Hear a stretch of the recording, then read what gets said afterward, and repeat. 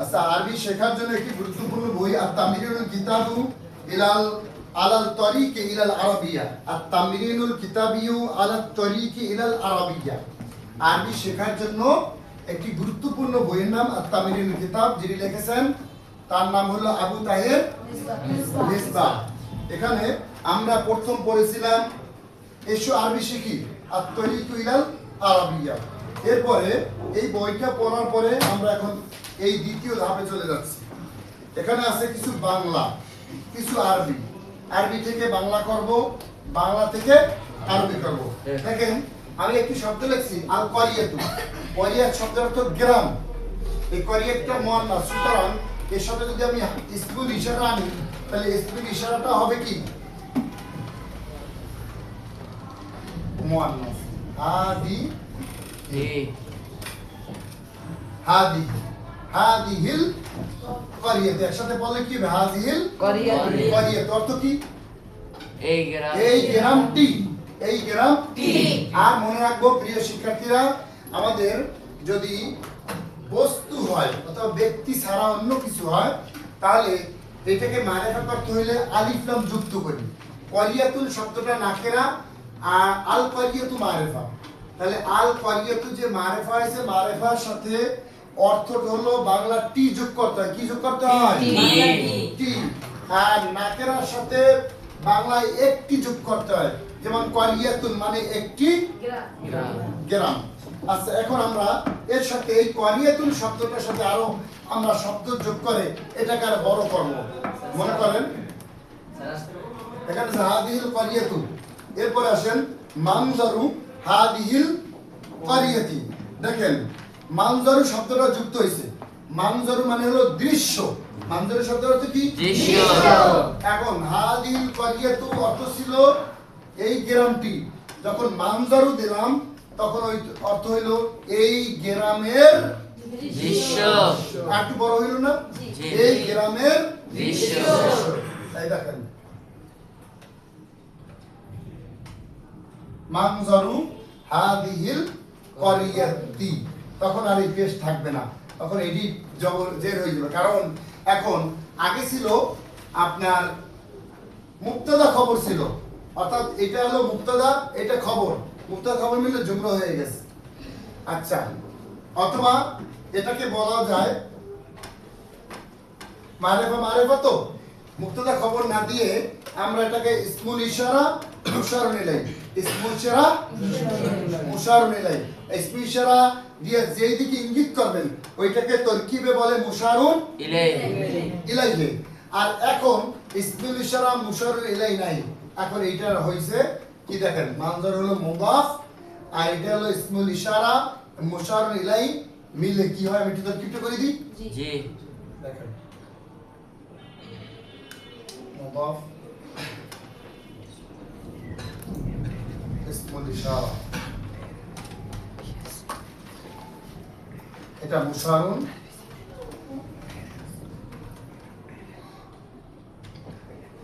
ইলাইহি। এখন ইসমুল ইশারা মুশারুন ইলাইহি মিলে কি দেব?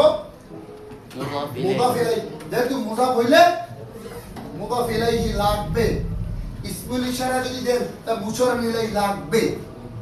একটা নিয়ম আছে, আমাদের ওস্তাদরা এভাবে পড়াইতেন যে কির পরে কি আসে। মুক্তাদা হইলে খবর তোমার লাগবেই। কথা বুঝতে পারছি? জি। ইসমুল ইশারা যদি তুমি পাও তাহলে মুশারুন ইলাইহি লাগবে। এরপরে মুজাফ হইলে মুজাফ ইলাইহি লাগবে। মুদাফুন ইলাইহি। আচ্ছা, এখন মুদাফ মুদাফ ইলাইহি মিললে কি হবে? এটা করে একটা কিছু হবে, কখনোই জুমলা হবে না। মনে রাখবা মুদাফ মুদাফ ইলাইহি মিললে কখনো জুমলা হয় না। এরপরে ইসমুল ইশারা মুশারুন ইলাইহি মিললে কখনো জুমলা হয় না। হয় না, এটা জুমলার অংশ হয়। এটাকে আরবিতে বলে জুজউল জুমলা। বলেন, আবার বলেন জুজউল জুমলা। জুজউল জুমলা। মানে বাক্যের অংশ হয়। এখন আরেকটু সামনে যাই।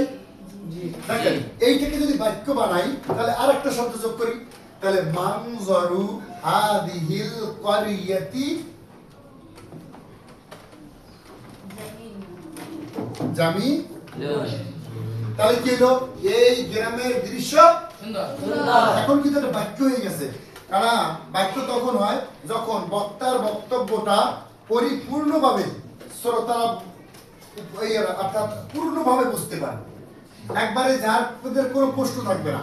মনে করেন এখানে আপনি যখন বললেন বা আমি বললাম যে এই গ্রামের দৃশ্য, আপনি বলবেন এই গ্রামের দৃশ্য কি কি, এই গ্রামের দৃশ্য একটা প্রশ্ন থাকে, কি থাকে?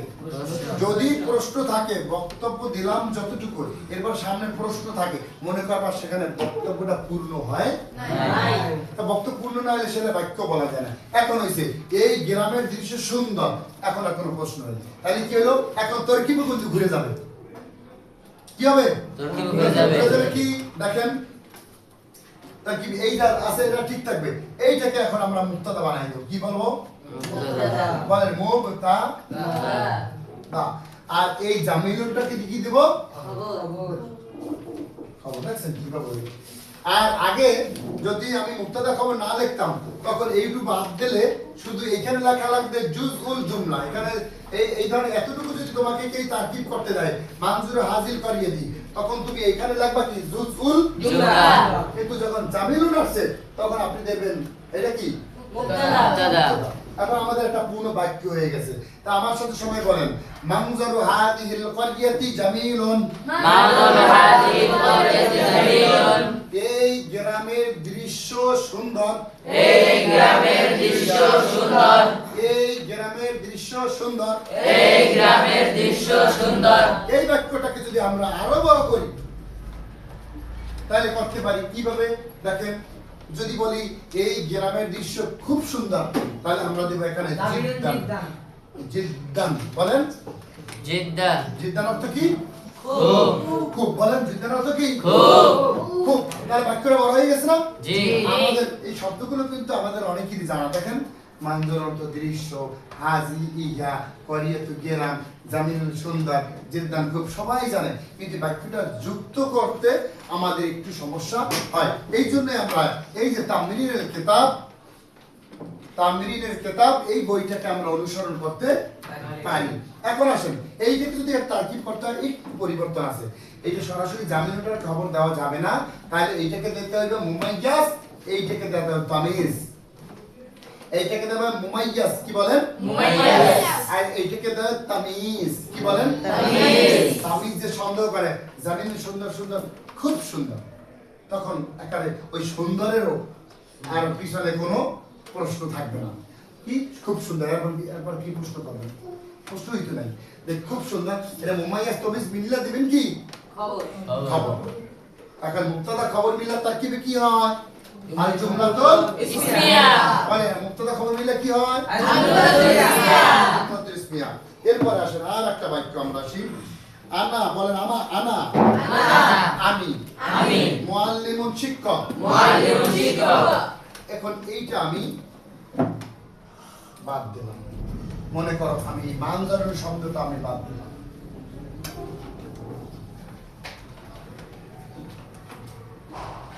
এখানে দিলাম আনা।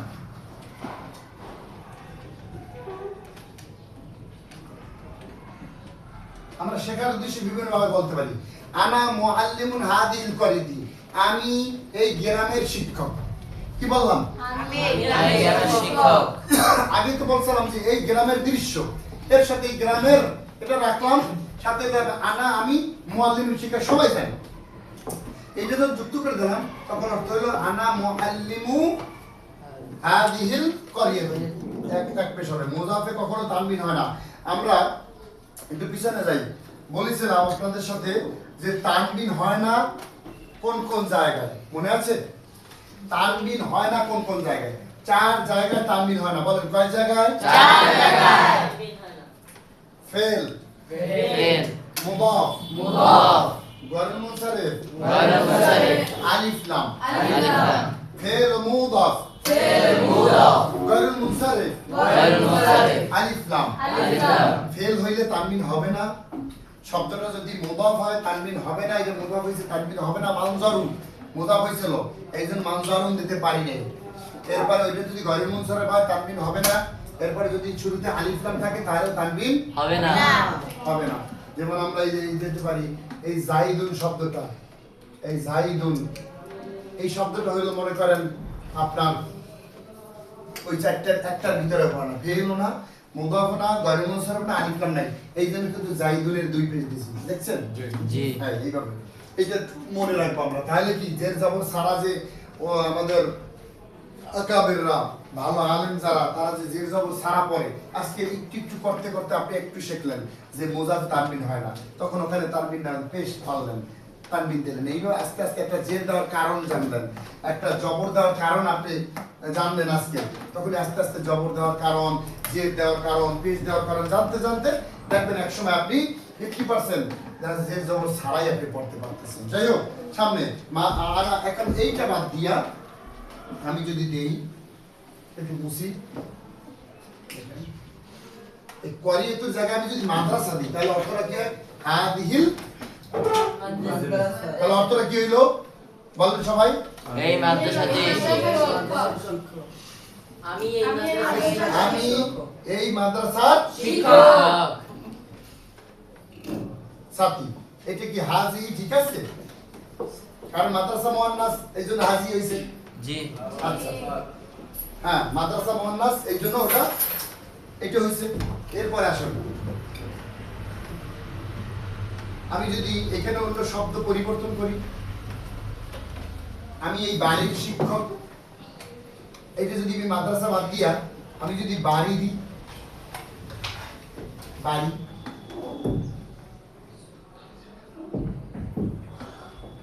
বাড়িয়াতা তখন হাসি এটা কি সঠিক জি না তখন কি দিতে হবে বলেন মুজাক্কার হাজা এটা মুজাক্কার তখন দিতে হবে হাদা আনা মুআল্লিমু হাযাল বাইতি বাইতি আমি এই বাড়ির শিক্ষক শিক্ষক এভাবে আপনারা অনেক এখানে যোগ করতে পারেন এই বাড়ির মনে করেন এখানে যদি শব্দ আনি একটা বাগান বললাম বাগান তাহলে এই বাড়ির বাগান হাদিকতের অর্থ কি বাগান